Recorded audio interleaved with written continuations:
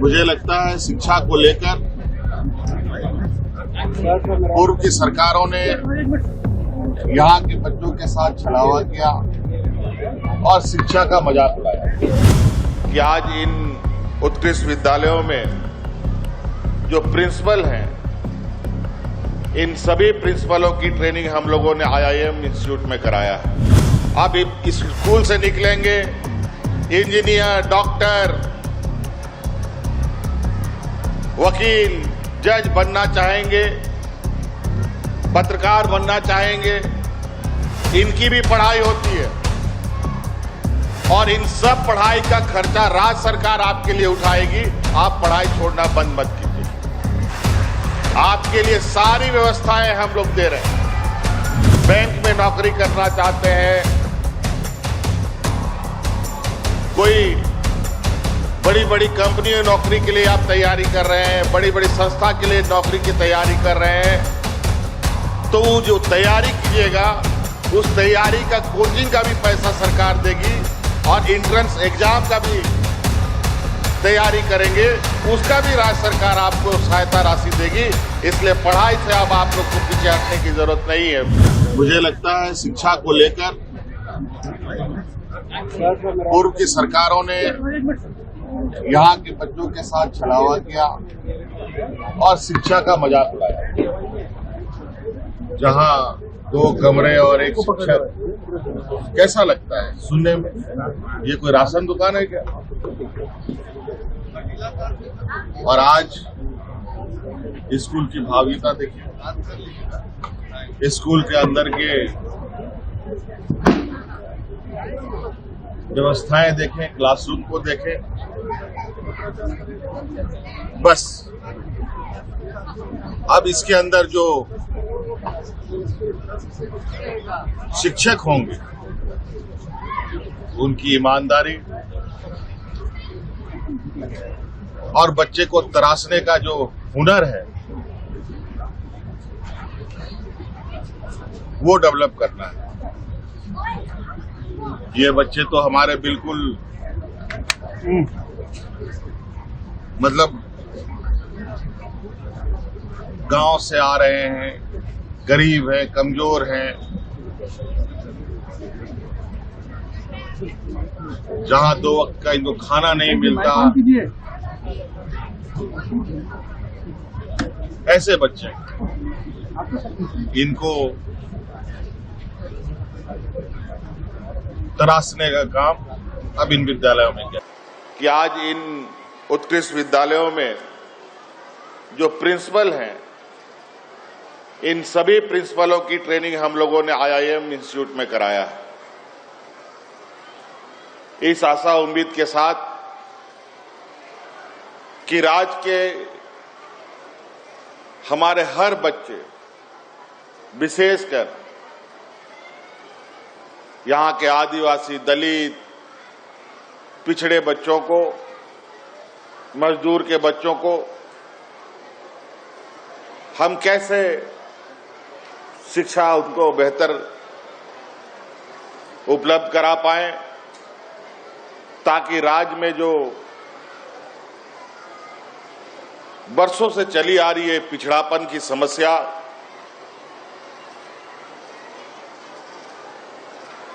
को खत्म करने वाले में हमारी आने वाली पीढ़ी का एक बहुत बड़ा योगदान साबित हो। शिक्षा एक बहुत बड़ा शस्त्र है। ये एक ऐसा शस्त्र है जिसके माध्यम से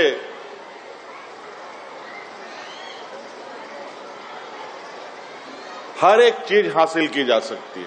आदिवासी, दलित, पिछड़ों को अच्छी शिक्षा देने की बात करते हैं, लेकिन ये व्यवस्था जो अभी परंपरा चली आ रही है, 2 कमरों में बच्चों को शिक्षा देना, कहीं ना कहीं इन लोगों के प्रति एक मजाक उड़ाने के जैसा है। आज उससे अलग हट करके एक बेहतर, एक हमारे प्राइवेट स्कूलों के कंपटीशन में, जहां आज आप लोग जिले के विभिन्न प्राइवेट स्कूलों में जाने का सपना देखते हैं। मैं आशा उम्मीद करता हूं वहां के शिक्षकगणों से कि आपके स्कूल में आने के लिए बच्चों की लंबी कतार बनी रहे और हम अपने स्कूलों को इस राज्य का एक और देश का एक मॉडल स्कूल के रूप में स्थापित कर सकें। आपको मालूम है हम लोग फॉरेन स्कॉलरशिप भी बच्चों को दे रहे हैं, जहां बच्चे को विदेशों में पढ़ने के लिए 100% स्कॉलरशिप राज्य सरकार दे रही है। आज हमारे स्कूल से बच्चे ना निकले, ड्रॉप आउट ना हो, इसके लिए सावित्रीबाई फुले जैसी योजनाएं चलाई गई बच्चियों के लिए, जहां बड़े पैमाने पर बच्चियों को इस योजना से जोड़ा गया।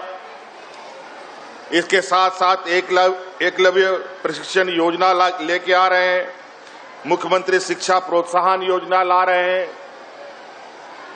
गुरुजी स्टूडेंट क्रेडिट कार्ड योजना ला रहे हैं, जहां आने वाले समय में बच्चों को पैसे के अभाव को लेकर पढ़ाई में कोई दिक्कत ना हो, इसको लेकर ये योजनाएं लाई जा रही हैं।